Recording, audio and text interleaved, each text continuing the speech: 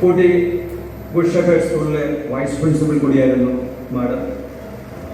മാഡത്തിൻ്റെ ഈ ക്യാമ്പസിലേക്കുള്ള വരവ് ICSE വിഭാഗത്തിന് നല്ല ഉണർവ് ലഭിച്ചിട്ടുണ്ടെന്നുള്ളത് വളരെ അഭിമാനത്തോടെ ഞാൻ പറയട്ടെ. മാഡത്തെ ഈ സദസ്സിലേക്ക് ഞാൻ ഹാർദവമായി സ്വാഗതം ചെയ്തു.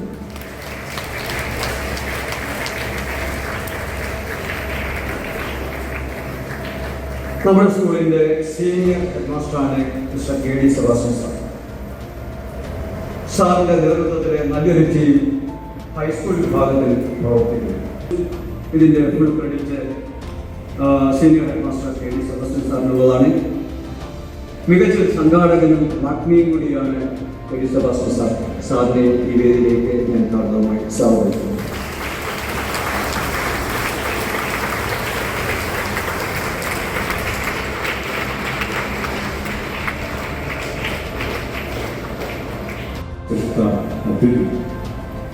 CS ഹരീഷ്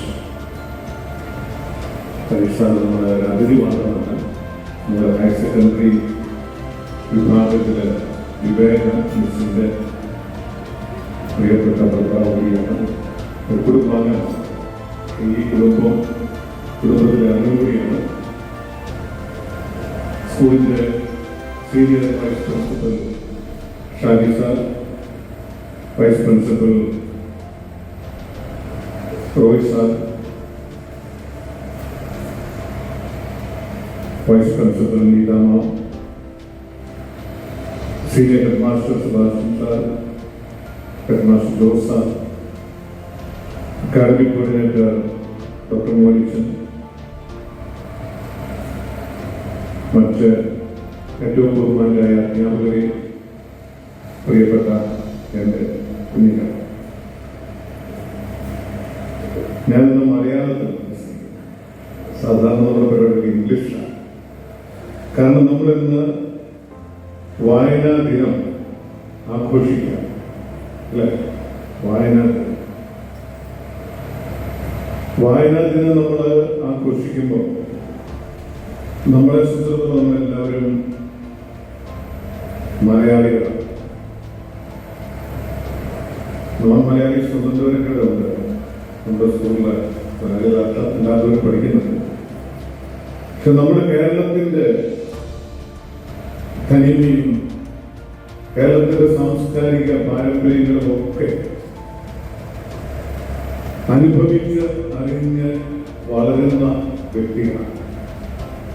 മലയാളം എന്ന മധുരമുള്ള ഭാഷ, ഈ ഭാഷ കൈകാര്യം ചെയ്യുന്നവരാണ്. ഏതൊരു ഭാഷയും നമുക്കറിയാം, ആ ഭാഷയ്ക്ക് പിന്നിൽ ഒരു ചരിത്രമുണ്ടാകും. ആ ഭാഷയെ വളർത്തിയെടുക്കാനായിട്ട് ഒത്തിരിയേറെ പരിശ്രമിച്ചിട്ടുള്ള ആളുകളുണ്ടാകും. 2019 മീശ എന്ന നോവലിന് സാഹിത്യ അക്കാദമിയുടെ പുരസ്കാരം, 2017 ബെസ്റ്റ് സ്ക്രീൻ പ്ലേക്കുള്ള കേരള സ്റ്റേറ്റ് ഫിലിം അവാർഡ്, തുടർന്ന് 2025 പത്മരാജൻ പുരസ്കാരം എന്നിങ്ങനെ നിരവധി പുരസ്കാരങ്ങൾ അദ്ദേഹത്തെ തേടിയെത്തിയിട്ടുണ്ട്. ഹരി സാറിന്റെ മീശ എന്ന നോവൽ ഏറെ മാധ്യമ ശ്രദ്ധ പിടിച്ചുപറ്റിയിട്ടുണ്ട്.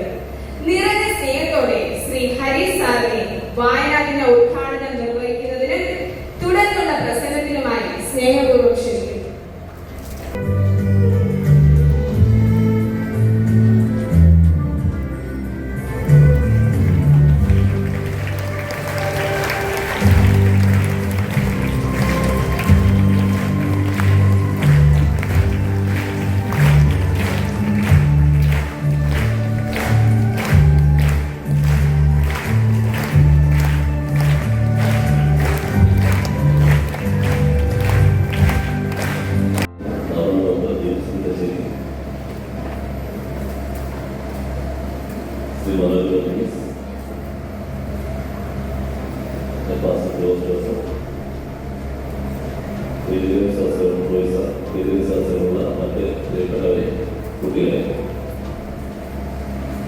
വളരെ സന്തോഷമുണ്ട് ഈ അവസരത്തിലൂടെ വന്ന് നിൽക്കാൻ സാധിച്ചത്.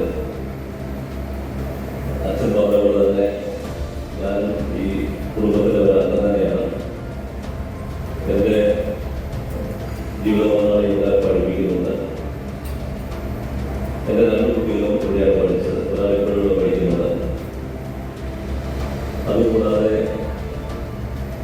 ഞാൻ പഠിച്ചതും ഇതിൻ്റെ സഹോദര സ്ഥാപനമായ മദന കോളേജിലാണ്. അന്ന് ഞങ്ങൾ 10ാം ക്ലാസ് കഴിയുന്ന സമയത്ത് ഞങ്ങളെ സംബന്ധിച്ച് കോളേജിൽ അഡ്മിഷൻ കിട്ടുക എന്നുള്ളത് വളരെ അഭിമാനത്തിൻ്റെ പ്രശ്നമായിരുന്നു. കാരണം വളരെ നല്ല മാർക്ക് മേടിച്ചാൽ മാത്രമേ അഡ്മിഷൻ കിട്ടുകയുള്ളൂ. കാരണം അത്ര പ്രധാനപ്പെട്ട ഒരു സ്ഥാപനമായിരുന്നു കോളേജ്. അതവിടെ പഠിക്കാൻ സാധിച്ചു. അന്ന് ഞങ്ങളുടെ പ്രിൻസിപ്പളായിരുന്ന പഴയത്തിലാണ് ഈ സ്കൂളിൻ്റെ ആദ്യ പ്രിൻസിപ്പളായിട്ട് മാറിയത്. ഞങ്ങളന്ന് ഇവിടെ പോകുമ്പോൾ ഇവിടെ ഒരു കെട്ടിടം ഇങ്ങനെ പണിതു വരുന്നത് കാണുമായിരുന്നു. അത് വളരെ ചെറിയ വലിയ ഒരു സംഭവമായിട്ടില്ല, ഒരു സാമാന്യ വലുപ്പമുള്ള ഒരു കെട്ടിടം പണിതുകൊണ്ടിരിക്കുകയാണ്. അതിനുശേഷം ഇത്രയും കാലത്തിന് ശേഷം നമ്മുടെ ബഹുമാനപ്പെട്ട നമ്മുടെ ശരീരത്തിൻ്റെ ഭാഷയിൽ പറഞ്ഞ ഒരു ആവാസ വ്യവസ്ഥയായി മാറിയിരിക്കുകയാണ്. ജീവിത രീതിയിലെല്ലാം മാറ്റം. ഇത്രയും മാറ്റം ഉണ്ടാകുന്നതിന് പ്രധാന കാരണം നമ്മൾ അനുഭവിച്ച വായനയും അറിവ് തരുന്ന വിദ്യാഭ്യാസവും ഒക്കെയാണ് നമുക്ക് മനസ്സിലാക്കാൻ സാധിക്കും. അതിലൊരു വലിയ പങ്ക് ഇവിടുത്തെ മിഷണറി പ്രവർത്തകരും വിദ്യാഭ്യാസ സ്ഥാപനമെല്ലാം പങ്കുവഹിച്ചിട്ടുണ്ട്. അതോടൊപ്പം തന്നെ വായനശാലകളുടെ രൂപീകരണവും അതിൽ പ്രധാന പങ്ക് വഹിച്ചിട്ടുണ്ട്. ഇപ്പോൾ ഇന്ത്യയിൽ പക്ഷേ ലോകത്തിൽ തന്നെ ആറോഗൻ ലൈബ്രറി എന്നുള്ളത് ആ പ്രയോഗം ശരിയാണെന്ന് പറയുന്നില്ല. ഇതിൽ ആറോഗൻ ലൈബ്രറിയുടെ ഏറ്റവും കൂടുതൽ സ്ഥലം കേരളമാണ്. ഇവിടെ നിങ്ങൾ പറഞ്ഞ പോലെ തന്നെ ഒരു പ്രിന്റഡ് മീഡിയയുടെ യുഗം ഏറെക്കുറെ അവസാനിച്ച് എന്ന് നമ്മൾ വിചാരിക്കുന്ന സമയമാണ്. അപ്പോൾ പ്രിന്റഡ് മാസികകളുടെ കാലഘട്ടം ഏറെക്കുറെ കുറഞ്ഞു വരികയാണ്. ഒരു 10-20 വർഷം മുമ്പ് നമ്മളൊരു ട്രെയിനിൽ കയറിയാൽ ധാരാളം പേര് മാസികകൾ വായിക്കുന്ന ആളായിരുന്നു, അല്ലെങ്കിൽ പത്രങ്ങൾ വായിക്കുന്ന ആളായിരുന്നു. പത്രം വായിക്കുന്ന ആളുടെ പുറകിൽ നിന്ന് ആ പത്രത്തിൻ്റെ ഒരു കഷ്ണം എടുത്തുകൊണ്ട് വായിക്കുന്നവരെ കാണാമായിരുന്നു. പക്ഷേ ഇന്ന് അങ്ങനെയല്ല. അവിടെ കാണാൻ നമുക്ക് സാധിക്കില്ല. എല്ലാവരും മൊബൈലിൽ നോക്കുന്നതോ അല്ലെങ്കിൽ അങ്ങനെ എന്തെങ്കിലും ചെയ്യുന്നതായിരിക്കും നമുക്ക് കാണാൻ സാധിക്കുന്നത്. പക്ഷെ അതേസമയം തന്നെ വായന വേറൊരു തരത്തിൽ അഭിവൃദ്ധിപ്പെടുത്തുന്നു. അതായത് ഇന്റർനെറ്റിന്റെ വരവോടുകൂടി നമുക്ക് വേറെ ഒരുപാട് സാധ്യത കിട്ടി. ഇപ്പം മൊബൈലിൽ വായിക്കാം. മനുഷ്യരുടെ ഏറ്റവും കൂടുതൽ വായിക്കുന്ന സമയത്ത് മൊബൈലിൽ ഏറ്റവും കൂടുതൽ നമുക്ക് വായിക്കാൻ പറ്റുന്നത് ലോകത്തിലെമ്പാടുമുള്ള പത്രങ്ങൾ. ഇപ്പം ന്യൂയോർക്ക് ടൈംസ് നമുക്ക് വായിക്കാം. അങ്ങനെ പല ആൾക്കാർ വായിക്കുന്നത്, വാഷിംഗ്ടൺ പോസ്റ്റ് വായിക്കുന്ന ആളുകളുണ്ട്. അതുകൊണ്ട് തന്നെയാണ് ഇന്നത്തെ പത്രം നമ്മൾ കാണുമ്പോൾ ഇന്നലത്തെ പത്രമായിട്ട് നമുക്ക് തോന്നുന്നത്. ഇന്നത്തെ നമ്മളെ വാർത്തകൾ ആവശ്യമില്ല. നമ്മുടെ സ്പീഡിൽ നമുക്ക് കാര്യങ്ങളെല്ലാം വായിക്കാനും പറ്റുന്നുണ്ട്. അതുപോലെ തന്നെ ഈ പുസ്തകമായിട്ട് വായിക്കുന്നതിൻ്റെ പ്രാധാന്യത്തെ കുറിച്ച് പറഞ്ഞില്ല. അത് വളരെ ശരിയാണ്. പുസ്തകം വായിച്ചാൽ മാത്രമേ അത്രയും ആഴത്തിലുള്ള അറിവ് നമുക്ക് കിട്ടുകയുള്ളൂ. പക്ഷെ അതേസമയം തന്നെ ഇന്ന് ആമസോണിൻ്റെ ഒരു ഡിവൈസ്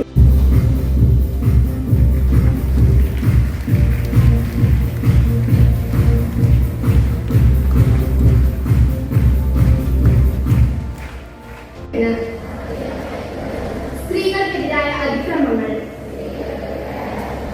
തുടങ്ങിയവയ്ക്കെതിരെ ചിന്തിക്കുകയും പ്രവർത്തിക്കുകയും ചെയ്യും. വിനാശകരമായി വളർന്നുവരുന്ന അഴിമതി അനീതിയും തുടച്ചു നീക്കുവാൻ കഴിയുന്ന വിധം പരിശ്രമിക്കും. ഭാരതത്തിലെ നിയമവ്യവസ്ഥകൾ ശരിയാവണ്ണം പാലിക്കുകയും ശാന്തിയും സമാധാനവും സുരക്ഷിതത്വവുമുള്ള അന്തരീക്ഷം നിലനിർത്താൻ പൂർണ്ണമായി പ്രയത്നിക്കുകയും ചെയ്യും.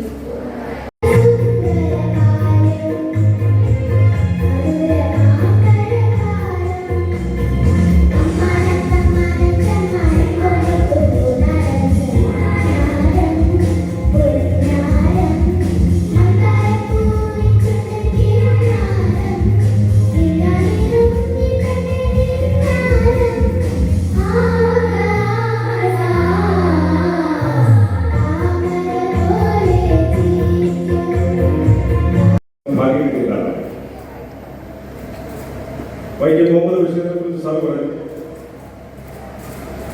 കൈലപ്പുറത്തുകാരനാണ്. ഇപ്പോൾ താമസിക്കുന്നത് കോഴിക്കോട് ജില്ലയിലെ ബേപ്പൂർ എന്ന് പറയുന്ന സ്ഥലത്താണ്. വളരെ ഗ്രാമീണ ഭാഷയിൽ അദ്ദേഹം ലോകം മുഴുവൻ അറിഞ്ഞൊരു വ്യക്തിയാണ്. അതുകൊണ്ട് തന്നെ അദ്ദേഹത്തിന്റെ ഭാഷയ്ക്ക് ഒരു പ്രത്യേക സൗന്ദര്യമാണ്. ഞങ്ങൾക്ക് ചെറുപ്രായത്തിൽ മുതൽ കേൾക്കും എന്റെ ഉപ്പാപ്പയ്ക്ക് ആന ഉണ്ടാവുന്നു. ഞങ്ങളുടെ ചെറുപ്രായത്തിൽ ആദ്യം കേൾക്കുന്ന പുസ്തകമൊക്കെയാണ്.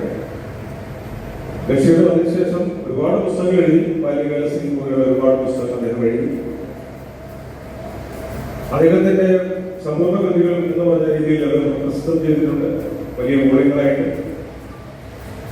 ഇത്രയുമൊക്കെ വലിയ സാഹിത്യകാരൊക്കെ ആണെങ്കിൽ ഞാൻ അദ്ദേഹത്തിൽ കണ്ട ഒരു വലിയ കാര്യം, അദ്ദേഹത്തിന്റെ വീട്ടിൽ ചെല്ലുമ്പോൾ പഴയ വീടിന്റെ അരപ്പേസിൽ പറയുന്നത് ഒരു കൈ മാത്രം കൊടുത്തുകൊണ്ട് ഒരു പ്രത്യേക വേഷങ്ങളൊന്നും മറ്റൊന്നും ധരിക്കാതെ ചമ്രം പടഞ്ഞ് ആ അരപ്പേസിൽ കയറി നിന്ന് വരുന്ന അതിഥികൾ ആരായാലും അവരോട് വളരെ ലളിതമായ ഭാഷയിൽ സംസാരിക്കുന്ന അവസ്ഥയാണ്. ഞാൻ 3 പ്രാവശ്യം അദ്ദേഹത്തെ നേരിട്ട് കണ്ടപ്പോൾ ഞങ്ങളൊക്കെ ആയിട്ട് അദ്ദേഹം സംസാരിക്കും.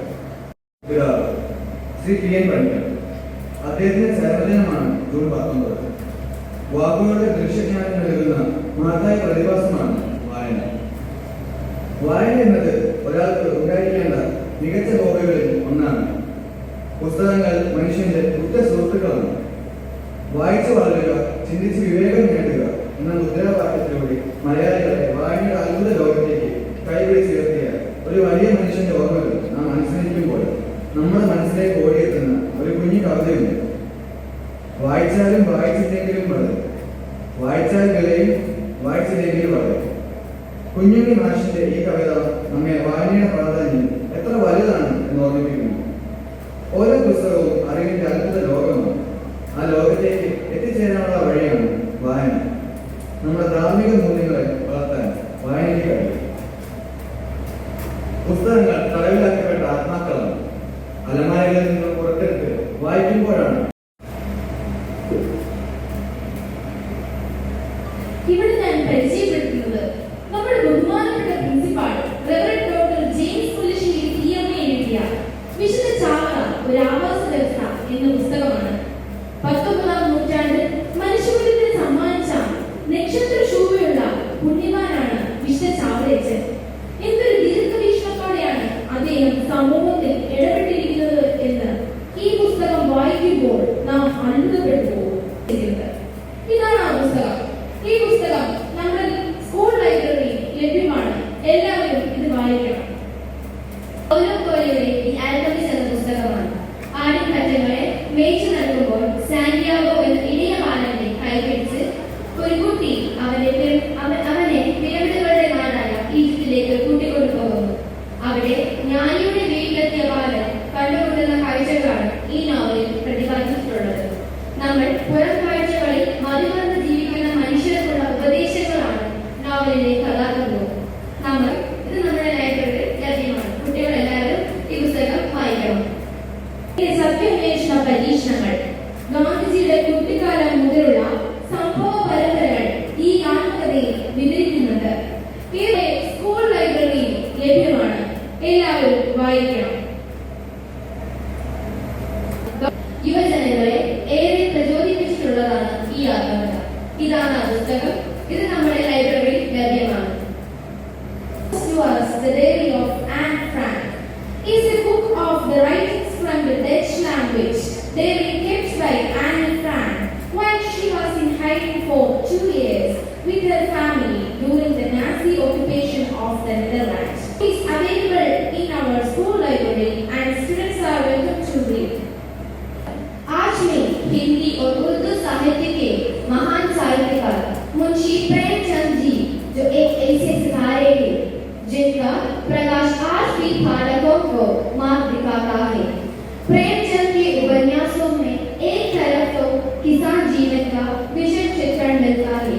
उनकी कहानियों में नायक कोई राजकुमार नहीं बल्कि एक इंसान होता है जो संघर्ष करता है, दुख सहता है। यही वजह से सम्राट कहा जाता है। गोदान, सेवा सदन, रणभूमि आदि उनकी प्रमुख रचनाएं हैं।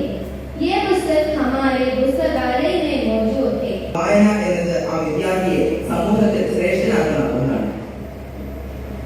വായനയിലൂടെ നമ്മുടെ അറിവും ചിന്താശേഷിയും വർദ്ധിക്കുന്നു. വായന സർഗാത്മകതയുടെയും ഭാവനയുടെയും സഞ്ചരിക്കുവാനും വലിയ സ്വപ്നങ്ങൾ കാണുവാനും വായന നമ്മെ സഹായിക്കുന്നു. വായന നമ്മെ ചിന്തിക്കാൻ പഠിപ്പിക്കുന്നു. പല കാഴ്ചപ്പാടുകൾ വായനയിലൂടെ ഗ്രഹിച്ചെടുക്കുവാൻ നമുക്ക് സാധിക്കും. പുസ്തക വായന സന്തോഷവും സമാധാനവും നമുക്ക് നൽകുന്ന ഒന്നാണ്. ഒരു പുസ്തകത്തിന് നമ്മുടെ ജീവിതത്തിൽ തന്നെ മാറ്റി വരയ്ക്കുവാൻ സാധിക്കും. ചിലപ്പോൾ ഒരു കഥ നമ്മുടെ മനസ്സിൽ ആഴത്തിൽ പ്രതിധ്വനിക്കുകയും നമ്മെ മുന്നോട്ട് നയിക്കുകയും ചെയ്യും. പുസ്തക വായന ഒരു ശീലമായി മാറുന്ന ഒരു സമൂഹത്തിന് തുടക്കം കുറിക്കുവാൻ നമുക്ക് സാധിക്കട്ടെ. അങ്ങനെ